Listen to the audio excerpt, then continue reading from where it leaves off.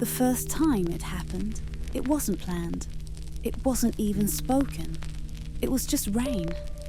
Too much of it. Slashing against the windows of his old sedan, turning the parking lot into a quiet, storm-lit room we weren't supposed to share. I remember the smell of the upholstery.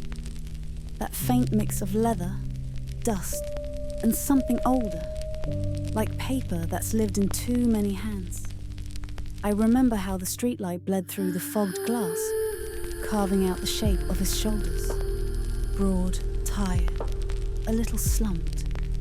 And I remember the weight in the air between us.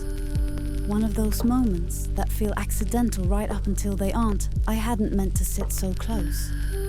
But he'd unlocked the back door for me because the rain was coming down sideways.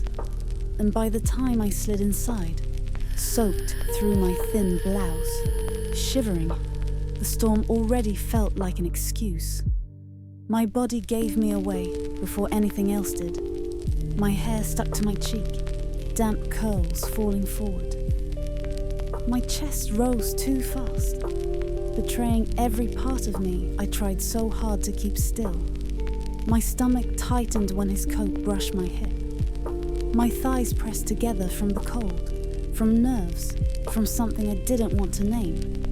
Yet I could feel the warmth of him, even though he wasn't touching me. Not yet. He shut the door behind him, the thunk of it muffled under the rain's pounding. Then he just sat there beside me, his breath slow, steady, the kind of breath a man learns after too many years of holding things in. His body looked different in the dim light, not younger, not stronger, but clearer. His jaw lined with age, his neck tense. The faint tremor in his hand when he reached to pull the coat around my shoulders. "You're freezing," he murmured. His voice was low, warm, almost apologetic, like he wasn't sure he deserved to be close enough to notice. The coat settled over me, heavy and soft with his scent. Cedar rain and something worn in, like the quiet after grief. I didn't mean to lean into it.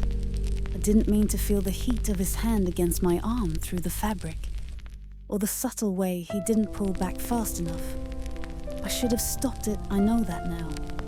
But I was tired of stopping everything that made me feel anything at all. The window fogged so thick we disappeared from the world outside. Just two shadows breathing, in a space too small to hide in. My lips parted before I knew what I wanted to say. Nothing came out. He noticed. He didn't ask. Male silent. Ache. Number 1. He didn't say anything. He just breathed me in. His eyes stayed on mine. Not hungry, not demanding, just quiet. Searching. As if he wasn't sure he was allowed to look. And even less sure he could stop. The rain hammered harder, louder, making our silence a shelter. My skin tingled where the coat didn't cover. My collarbone, my throat. The slope where my shoulder curved. I pulled the fabric tighter against my chest. But it only made me more aware of how close his hand had been. My curves rose and fell under the damp blouse, the fabric clinging embarrassingly tight to my skin. When I shifted, the hem rolled up slightly, exposing a sliver of my stomach. I felt his breath catch, small, restrained, almost painful in its honesty. Why did that make me tremble? Why him? Why now? I didn't know the answer. I still don't. He reached out, slow enough to stop, slow enough for me to pull away. His fingertips brushed a wet strand of hair from my face. His touch was warm, steady, almost reverent. My eyes fluttered shut, just for a heartbeat. And when they opened again, his hand was still there, suspended near my cheek, like he was afraid lowering it would break something between us. Male silent. Ache number 2. His hands trembled, not from desire, but from lack. I leaned in barely. A breath. A mistake. A confession. His forehead touched mine with a softness that felt more intimate than anything I'd done in years. My own breath shuddered between us, warm and uneven. My chest pressed forward unintentionally, brushing his ribs. His hands slid from my hair to the curve of my jaw, hesitating like a man half expecting to be punished for wanting so little and so much at the same time. My body betrayed me again, a sound escaping my throat. Quiet, broken, somewhere between a gasp and a plea. Not a word, more like a fracture. His thumb traced the side of my neck. I felt everything. The warmth of his skin, the roughness, the restraint threaded through the gentleness. My legs shifted, brushing his. My hips angled full, unthinking. My breath stuttered. Don't do this, please, just don't. But God, I'm so tired of being alone. His other hand slid to the small of my back. Not pulling, just resting there, steady, grounded. The weight of it made my breath shake. I made another sound, soft, involuntary, a trembling exhale that barely counted as a voice. I can't. Fragmented, embarrassing, honest. His forehead pressed harder against mine, his breath uneven, not fast, just human. The rain outside blurred the world into grey streaks. He whispered my name once, only once. Then everything went warm. Not loud, not frantic, not wrong in the way people think. Just two people leaning into what had already been happening in silence. His hands held my face, my waist. My own hands trembled against his chest, feeling the rise and fall of a man who'd carried too much alone. The warmth of him, the closeness, the pressure of his breath against my skin. It overwhelmed me. My thoughts broke into fragments. Too close. No, don't stop. God, why does this feel like breathing? I can't. Please. He hesitated once, and I felt it, the whole ache of it, before the moment deepened, the space between us dissolving into something wordless. It didn't go farther, but it could have, and we both knew it. That was the real danger. When the rain softened, we were still holding on to each other. Not kissing, not crossing the line fully, just pressed close, breathing the same warm, fragile air. The storm didn't stop when we pulled apart. It just quieted, like even the rain understood what almost happened and didn't dare interrupt. It kept one hand on my waist longer than he meant to. I could feel that. Feel the way his fingers hovered, barely touching, as if my skin might burn him, or break him, or both. I didn't move. I didn't breathe. I just stayed there, suspended in a moment neither of us knew how to step out of. My blouse was still clinging to me, damp and translucent in the dim glow from the streetlight. I saw his eyes drop for a second, not lingering, not claiming anything, just noticing. Like a man starved for closeness who didn't trust himself to look for too long. My curves were outlined in the thin fabric, the slope of my chest rising with each unsteady breath. My stomach still held the warmth where his hand had been. My thighs pressed together under his coat, trying to quiet the tremble. Don't shake, I told myself. Don't let him see how close you are to falling into this. But my body was doing what bodies do when they've gone too long without tenderness. It was remembering what warmth feels like, what safety feels like, what it's like to be held like you're something more than someone's afterthought. His thumb brushed lightly against my hip. Accidental or not, I couldn't tell. The pressure was barely there, but my breath caught anyway. He noticed. He froze, and then he slowly pulled his hand back, resting it on his thigh like he didn't trust it near me. Male silent ache number 3. He sat like a man trying not to reach for something he had already lost once. The thought shook me more than the rain. I tucked the coat around my chest. My hair was still sticking to my neck, and when I brushed it aside, his eyes followed the movement, not with hunger, but with a heavy kind of longing. The kind you don't admit to yourself until it's too late. His voice came out low, rough around the edges. You should warm up. It was such a painfully ordinary sentence in such an unordinary moment that I almost laughed. Instead, I just nodded, clutching the coat tighter, trying to anchor myself in anything that felt steady. I shifted in the seat, and the damp hem of my skirt rode higher up my thigh. His breath hitched, not loud, not obvious, just enough to betray him. I turned toward him. "Are you okay?" He looked away too fast. Yeah, I'm fine." But he wasn't. I could see it in the way his jaw tightened, in the way he didn't meet my eyes, in the way he held himself like he'd been holding back for years and didn't know how to stop now that he'd slipped. I reached out without thinking, and my fingers grazed the back of his hand. The warmth of his skin startled me. Soft, calloused, human. His breath stopped again, and so did mine. He didn't move his hand, but he didn't take mine either.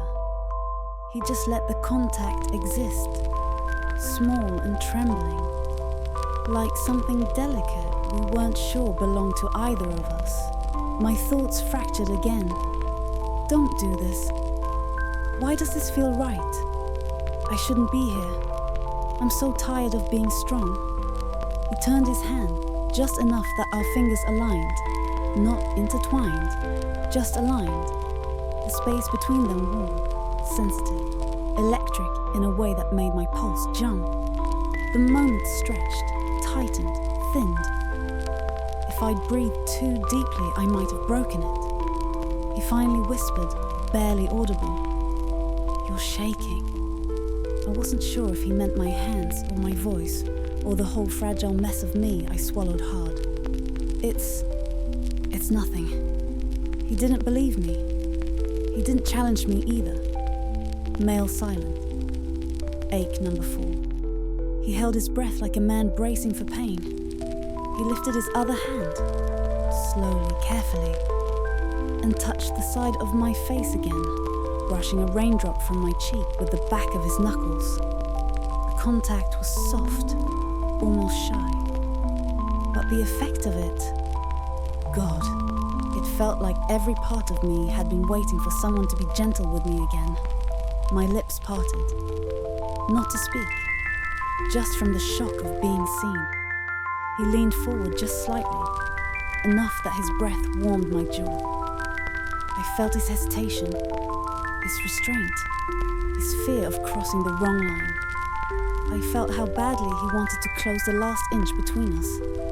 Not for hunger, not for possession, but because he needed the warmth as much as I did. I whispered, "You don't have to..." He pulled back a fraction of an inch, eyes tightening. "I know," he said. "That's why it scares me." My heart stuttered. I wasn't prepared for honesty. Not his, not mine. The rain eased again, tapping gently at the windows like a reminder the world still existed outside this car. I didn't know what to do with the closeness, with the guilt, with the need. So I leaned my head against his chest. Not quite a choice, more like gravity taking over. His breath caught sharply, and then his hand rested on the back of my head, fingers sliding into my damp hair with a tenderness that undid something in me. He held me like I was something breakable, something precious, something he didn't think he deserved. My eyes closed on their own. His shirt was warm beneath my cheek, soft with age, carrying the faint scent of him. Cedar, rain, and quiet heartbreak. He exhaled slowly, shakily, the warmth of it brushing the top of my head. One of those breaths that says everything a person won't. I felt his heartbeat, steady, old, tired, human, against my palm. My own pulse softened into it, sinking in a way that felt like surrender. We didn't kiss. We didn't cross the line. But the line blurred until neither of us could pretend it was still whole. This is wrong. This is necessary. This is saving me. This is going to ruin us.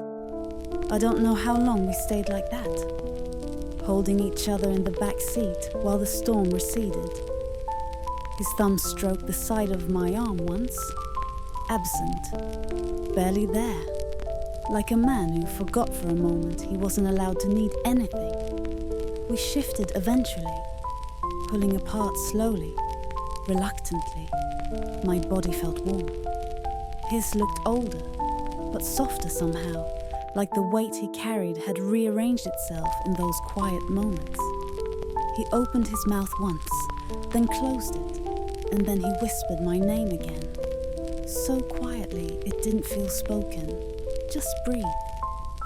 I think that was the moment I knew we wouldn't be able to undo this, when she finally lifted her head from my shoulder. It was slow, reluctant, like waking from a dream she didn't want to leave. Her hair was damp at the ends. A few strands clung to her cheek. She brushed them back with a shaky hand and tried to compose herself, but her eyes gave her away. "Sorry," she whispered. "I didn't mean to fall apart on you." "You didn't," I said. "You just rested." Something in her softened at that word. Rested. Like it was a luxury she hadn't been allowed in a long time. The rain outside went from steady to drizzling, tapping lightly against the windows. The storm had spent itself. I wasn't sure I could say the same about the two of us. "We should get you somewhere warm," I said. "You're freezing." She nodded. Small, tired, obedient. In that quiet way people get when exhaustion finally wins. But when I reached for the keys in the ignition, she froze, her hand hovering halfway between us. "Can I stay with you tonight?" she asked. No hesitation. No coyness. No innuendo. Just raw need, exposed and trembling. My breath stalled in my chest. She must have felt me tense, because she rushed to clarify. "Not like that," she said, shaking her head. "I'm not asking for anything. I don't want to be alone, Tom. Not tonight." The way she said my name, soft, almost embarrassed, hit me harder than anything else that evening. I nodded slowly. "Yeah, you can stay," she breathed out, relieved. "Thank you." The word landed in the small space between us, with more weight than gratitude usually carries. It felt like trust. Heavy, undeserved, fragile trust. I turned the engine over. The old car rumbled awake, lights casting faint reflections across her rain-slicked skin. The drive was quiet, not awkward, just full. She didn't talk. She didn't need to. Her head rested lightly against the window, eyes half closed, hands fidgeting with the sleeves of her sweater. Every so often she'd look at me, not speaking, just checking, making sure I was still there, still steady, still real. The city slid by in streaks of wet neon and streetlight. I kept one hand on the wheel and the other resting loosely on my thigh, trying not to think about how easily she could reach across the console and take it, trying not to think about the warmth of her earlier closeness lingering on my skin. She finally poked as we turned onto my street. "You smell like cedar," she murmured, like she wasn't even fully awake. I blinked. "Cedar?" She nodded. "It's warm, familiar." It had been years since anyone noticed something so small about me. Years since anyone looked closely enough. We pulled into my driveway. I shut off the car. The world went quiet. The kind of quiet that makes you aware of every breath. She didn't move right away. "Tom," she said softly. Yeah? Can you walk me in? I almost laughed, not because it was funny, but because something in me gave way at the simplicity of the request. Of course I could. Of course I would. Come on, I said gently. I stepped out first, circling around to open her door. She looked up at me with tired eyes and a slight grateful smile that did something uncomfortable to my chest. When she stood, she wobbled just a little. Not dramatically. Just enough that instinct made me steady her with a hand at her elbow. Her breath caught, almost imperceptibly. Not from fear, from recognition, from closeness that felt too natural for two people who shouldn't have been this comfortable with each other. You're all right, I said quietly. I know, she whispered. It's just you. We walked up the steps side by side, her shoulder brushing mine occasionally, each touch small but weighted. When I unlocked the door, she hesitated at the threshold. Is it okay if I take my shoes off here? A ridiculous question. A gentle one. A sign of someone trying not to impose. Yeah, I said. Make yourself at home. Home. A word that felt too big in my mouth. She stepped inside. The warm air of the house wrapped around her immediately. She closed her eyes for a moment, just breathing, just being. And I watched her shoulders lower in a way that told me she hadn't felt safe in a long time. I hung up my jacket. She followed suit, hands slow, movements delicate, as though afraid anything she touched might break. Let me get you something dry, I said. She nodded and stood there quietly while I disappeared down the hall. When I came back with an oversized sweater and soft lounge pants, she looked at them like I'd handed her something precious. These okay? They're perfect, she said. She hesitated again, then softened. Thank you. Really. She went to the bathroom to change. When she re-emerged a minute later, swallowed in my sweater, hair damp and loose around her shoulders, something inside me went dangerously still. Not because she looked beautiful, though she did. Soft, tired, human, in a way that hurt to look at, but because she looked safe, in my clothes, in my home, with me. Better? I asked. She nodded. Yeah, a lot. She stepped closer, hands folded in the sleeves, voice quiet. Tom, can we just sit for a while? Before anything else? I don't want to sleep yet. Her eyes searched mine, asking for something she didn't know how to say out loud. Yeah, I said. We can sit. And for the first time in a long time, it felt like the house wasn't empty. The living room was dim when we stepped in, lit only by the warm glow of the small lamp near the bookshelf. I always kept it on in the evenings out of habit. A quiet kind of company for a house that rarely had any tonight. It felt like it had been waiting for someone. She paused just inside the doorway, taking in the space as if she were afraid to disturb it. My sweater hung loose on her frame, sleeves half covering her hands. She looked soft, disarmed, almost like the quiet itself had wrapped around her. It's cozy, she said, voice gentle. It's old, I replied. She smiled faintly. Cozy and old isn't a bad combination. I didn't know what to say to that, so I just motioned toward the sofa. She sat first, tucking her legs up under herself, small and careful. I sat beside her, not close enough to touch, but close enough to feel the warmth radiating from her skin. For a moment, neither of us spoke. The only sound was her breathing, slow, uneven, calming itself, and the faint hum of the refrigerator down the hall. She leaned her head back against the couch cushion and let out a long breath. This feels different, she murmured. Different how? Safe, Like my mind finally stopped spinning for the first time in months. She wasn't looking at me when she said it. She didn't need to. Her voice carried all the truth it needed. I shifted slightly, elbows resting on my knees. "I'm glad," I said, though the words felt too small for the way her admission landed inside me. She turned her head then, eyes finding mine in the low light. "Are you?" she asked quietly. There was no challenge in her tone, just a soft need to understand, to anchor herself. "Yes," I said more firmly this time. "I am." Something in her expression softened.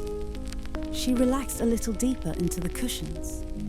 She pulled the sleeves of the sweater over her hands again, fiddling with the fabric. "Your house smells like books and cedar and coffee." "That's probably accurate." "It's warm," she whispered, as if warmth itself was something she hadn't been offered lately. After a beat, she added, "You're warm." My breath stalled in my chest, not because of desire, but because of the way she said it, like warmth was something she'd forgotten people could be. She hesitated, then shifted slightly closer, not touching, but close enough that I could feel the near brush of her knee against mine. It was nothing dramatic, just a small, quiet movement, but it felt like a confession. Slowly, she leaned sideways until her shoulder rested against me. "Is this okay?" she asked, voice barely audible. God, the gentleness of that question nearly unmade me. "Yeah," I said softly. "It's okay." She let her head settle against my upper arm, breathing out as though she'd been holding it for hours. My sweater was too big on her. The neckline dipped slightly as she moved, exposing a delicate curve of her collarbone. Not sexual, just human, vulnerable. Her hair brushed my sleeve with each breath. For a while, we sat like that, not talking, not moving, just existing in the same quiet space. Her weight against me felt light, but significant, like she was trusting me with something small but precious. Eventually, she spoke. "People think grief shows up as crying," she said, "but it's not that. Not really." "No," I murmured. "It isn't. It's the silence afterward, the emptiness, the feeling that you're made of glass, and someone might bump into you the wrong way and you'll just shatter." I turned my head slightly, looking at her. Her eyes were open, fixed on the far wall, but her voice trembled around the edges. "You didn't shatter," I said. Her lips parted. A small, breathless laugh, leaving them. Fragile, tired. "Not yet. You're tougher than you think." She swallowed. "Maybe, but I'm tired of being tough." That hit deeper than anything else she'd said tonight. Toughness had been my entire way of moving through the world for years. Quiet endurance, quiet responsibility, quiet ache. I understood exactly what she meant. "You don't have to be tough here," I said quietly. Her eyes closed at that. Something in her posture melted, leaning into me more fully. Not in seduction, not in confusion, but in surrender. A safe one. After a long moment, she turned her face slightly toward me, cheek brushing my arm. "Tom, can I tell you something without you judging me?" "Yes." Her voice dropped to a whisper. "I didn't come here because I thought you'd fix anything. I came because I didn't want to fall apart, alone." I breathed in slowly. "You don't have to explain." "I know, but I want to." She opened her eyes, looking up at me from where she rested. "Being near you feels calm." I forgot what that felt like. Her voice cracked. I forgot what it felt like to not be scared of my own thoughts. I didn't have an answer for that. Not a clean one. Not one that wouldn't sound too heavy or too revealing. So instead, I shifted just slightly closer. Enough that our side touched fully now, her warmth sinking into me like a slow tide. She didn't flinch. She didn't pull away. She exhaled, deep, relieved, and let her head rest against my chest. "Thank you," she whispered. "For what?" "For giving me somewhere to fall." My throat tightened. The male silent ache, that deep old ache that had settled somewhere behind my ribs years ago, surged in a way I hadn't felt in a long time. "I'm here," I said simply. She closed her eyes again, and for the first time that night, she looked like someone finally allowed to rest. She stayed against me for a long time. Long enough that I started to forget where her warmth ended and mine began. The quiet wrapped around us, soft and steady. Her breathing slowed, each exhale brushing lightly through the fabric of my shirt. I didn't move. Not because I was afraid of breaking the moment, but because her weight felt like something I hadn't realized I'd been needing. Something grounding human.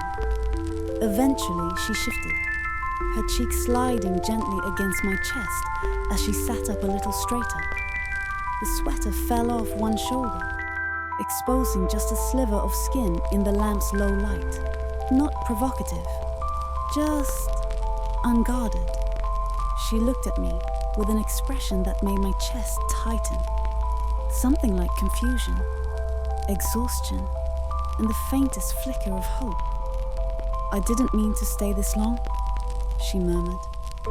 "You're allowed to stay as long as you want," I said. That seemed to catch her off guard. Her eyes softened, and the corner of her mouth lifted in a quiet, almost disbelieving way. "God, you make things feel so easy," she whispered. "They're not," I replied. "For either of us." She nodded, gaze dropping to the hem of the sweater. Her fingers picked at a loose thread. "I know it's just nice to pretend for a minute." She shifted again, pulling one leg up under her, knee brushing lightly against my thigh. Even that small contact sent a ripple through the room. Not tension exactly, but awareness. A kind of hum under the surface. She noticed it too. Her breath caught slightly, and she stilled. "I should put my coat back on," she said, though she made no move to do it. "You can," I replied quietly. She looked up at me. "But you don't want me to." I didn't answer, not because I didn't have words, but because the truth felt too close to the edge. She exhaled, a soft, shaky release, and leaned back into the couch, eyes drifting toward the window. The rain had lightened, now just a steady patter against the glass. Street lights cast faint reflections inside, painting soft shapes across the room. "I don't know what I'm doing," she whispered. "Neither do I." Her laugh was small, tired, almost defeated. "Great. Two confused people in a quiet house. Could be worse. How? We could be pretending none of this is happening." She looked at me again, really looked, and something in her expression changed. Warmer. Braver. A little sad. "You don't pretend," she said softly. "I do more than you think." She reached up then, brushing a loose strand of hair behind her ear. The movement was delicate, almost nervous, and her hand trembled slightly as she lowered it back to her lap. My eyes caught that, the tremor, before she hid her hand between her knees. She noticed me noticing. "It's nothing," she murmured. "It's not nothing." She looked down, voice barely above a breath. "You make me feel safe, and that scares me." I felt something shift in my chest, a slow, heavy pull. Her honesty hit like a quiet blow, the kind that didn't hurt, but landed deep. "You're safe here," I said. "I know," she whispered.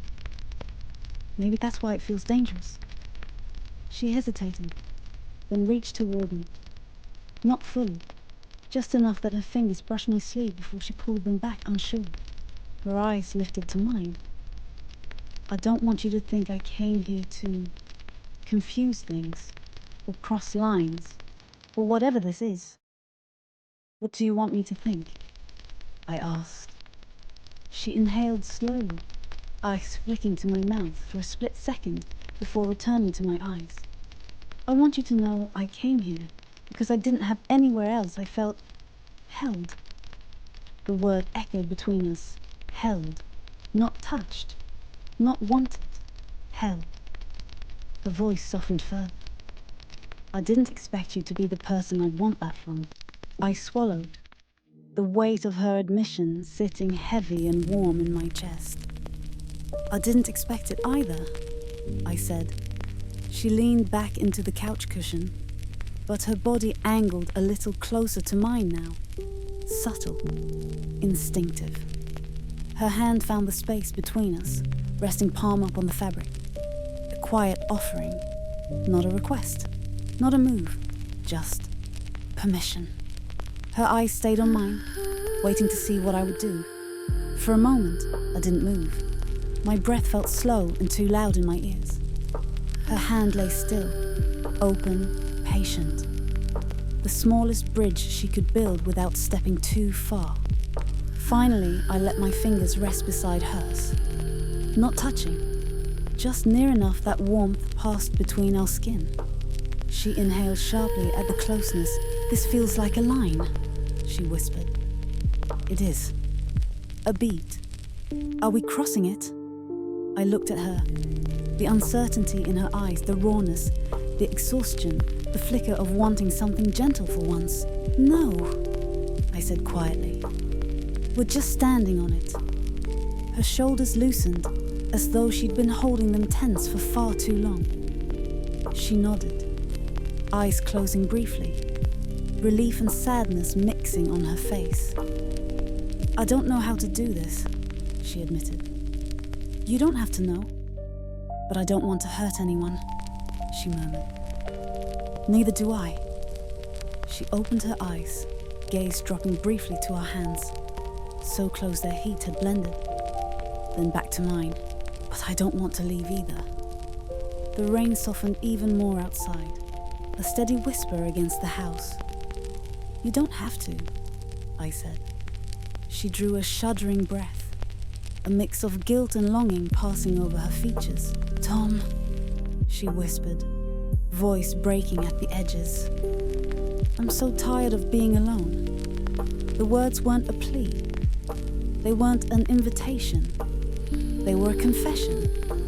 The kind that built itself slowly inside a person until it had nowhere else to go. I felt it hit something tender inside me. That old ache I'd learned to live with. The one no one ever asked about. The one I rarely admitted to myself without thinking. I shifted my hand just slightly.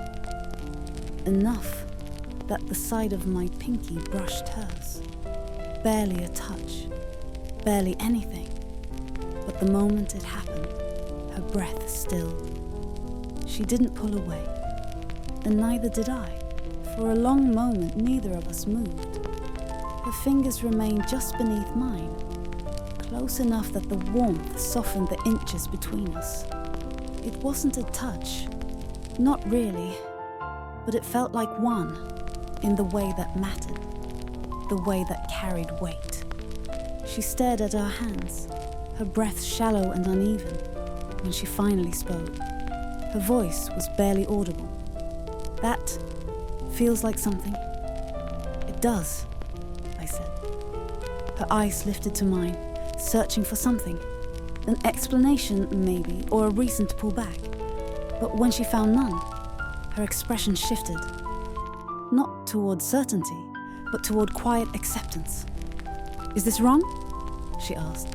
Not accusing, just honestly lost. Maybe, I said softly. Probably. She swallowed hard. Then why does it feel safe? Because we're not taking anything, I said. Just being here. She exhaled long and shaky. I don't remember the last time someone was just here with me. the room went still again, filled only with the steady tapping of rain easing against the windows. She leaned her head back on the couch cushion, eyes drifting half closed, exhaustion pulling at the edges of her posture. "You don't have to say anything," I murmured. "Not right now." She nodded, her voice thinning to a whisper. "I know. That's what scares me." I tilted my head slightly, waiting. She opened her eyes again, turned toward me, and for a moment she looked so small. Not fragile, not breakable, just unguarded in a way she rarely allowed herself to be. "I keep waiting for the moment I ruin this," she confessed. "With the wrong word, or by asking for too much, or by needing something I shouldn't." "You haven't ruined anything," I said. "You don't know me well enough to say that." I felt a faint smile tug at the corner of my mouth. "I know enough." She let out a tired, almost humorless breath of a laugh. "You think you do?" "I think you're doing the best you can," I said. "And I think you're exhausted. And I think you came here because you needed a place where you could stop pretending for a minute." Her lips parted slightly, the breath catching in her throat at how closely the words hit. "Yeah," she whispered. Yeah." A beat of silence passed. Then she shifted closer by an inch, like her body made the decision before her mind caught up. Her shoulder brushed mine this time. Soft, careful, intentional. I didn't move away. She noticed. Her voice lowered. "You're not supposed to let me do that." I know. Her fingers curled just a little, the movement brushing lightly against my hand. It wasn't a grab. It wasn't a reach. Just a reflex. A quiet, involuntary pull toward warmth. "Tom," she said softly, "if I ask you something, will you be honest?" "Yes." "Do you want me to stay tonight?" I froze. Not because I didn't know the answer, but because hearing her ask it out loud rearranged something inside me. Something tight and fragile and unbearably human. I didn't look away from her when I answered. "Yes," I said quietly. "I do." Her breath caught again, sharp and trembling, as if she'd been bracing for a different truth. "But not," I added gently, "not for anything you're worried it means." A long silence stretched between us. Her eyes softened. Her shoulders loosened. Something heavy seemed to unclench inside her chest. "I don't want anything like that," she whispered. I don't want to be alone. Not tonight." "Then don't be." She blinked hard, like the words hit deeper than either of us expected. She looked away for a moment, gathering herself, then back to me, with eyes that were clearer but more vulnerable. "Will you..." Her voice faltered. She swallowed. "Will you stay near me? Just close?" I nodded, slow and steady. "Yeah, I will." That was all it took. Her hand shifted, finally closing the tiny distance, and her fingers slipped gently between mine. It wasn't bold. It wasn't desperate. It was careful tender, a confession in the shape of touch. The moment our hands intertwined, her entire body exhaled. Not a sigh, a release. Like she'd finally let go of something she'd been carrying for far too long. She leaned into me again, settling into the space at my side, her cheek brushing the fabric of my shirt. I turned my head slightly, breathing in the faint scent of her hair. Rain, skin, and something warm and tired. "This doesn't leave this room," she whispered. "It won't. We don't name it. No. And we don't let it become something it shouldn't." I paused, then nodded. "We won't." But her fingers tightened around mine, betraying everything she wasn't letting herself say. Outside, the rain softened to a quiet drizzle, like even the weather had settled into the stillness between us. She didn't speak again. She didn't need to. For the first time all night, she simply let herself rest. Her body warm against mine. Her hand held gently in my own. Both of us knowing exactly what we were doing and exactly what we weren't. Hovering on the edge of something neither of us would cross. Not tonight. Maybe not ever. But we stayed there anyway. The night settled around us like a heavy blanket. Not suffocating, just warm, steady, grounding. She didn't say much after that. She didn't have to. Her head rested against my shoulder, the weight of her body leaning into mine with a quiet trust that I didn't take lightly.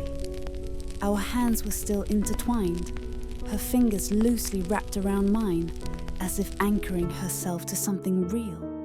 For a while, all I felt was her breathing, slow now, steadier than before.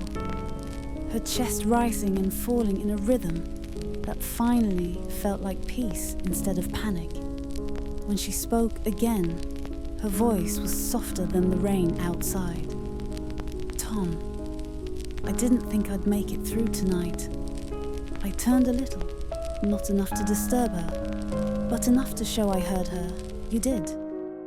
She nodded, small and tired. Because you didn't ask me why I was falling apart. You didn't need questions, I said.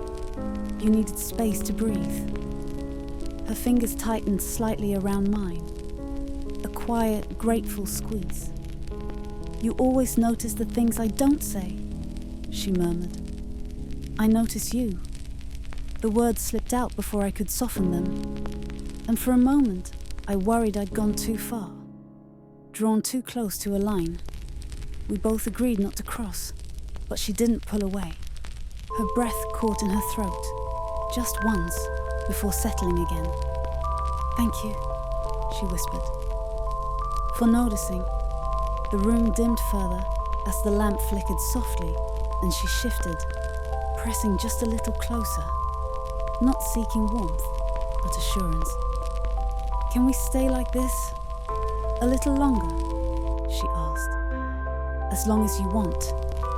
She nodded and let her eyes close again, her forehead brushing lightly against my arm. In the quiet, she looked peaceful in a way I hadn't seen before. Not because nothing hurt anymore, but because she was finally allowed to stop pretending it didn't. After a while, she lifted her head, slowly, reluctantly, and looked at me with tired, honest eyes. I should go to sleep, she said.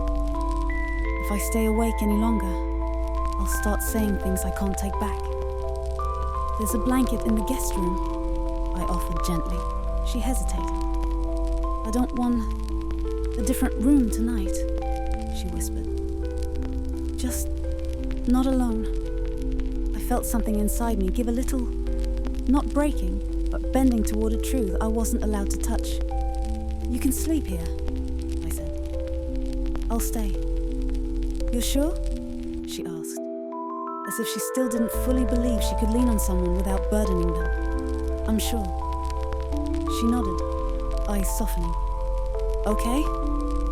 We lay down carefully on the couch, her back to my chest, a small space between us, intentional and fragile, not touching, not holding, just close enough that she knew she wasn't alone.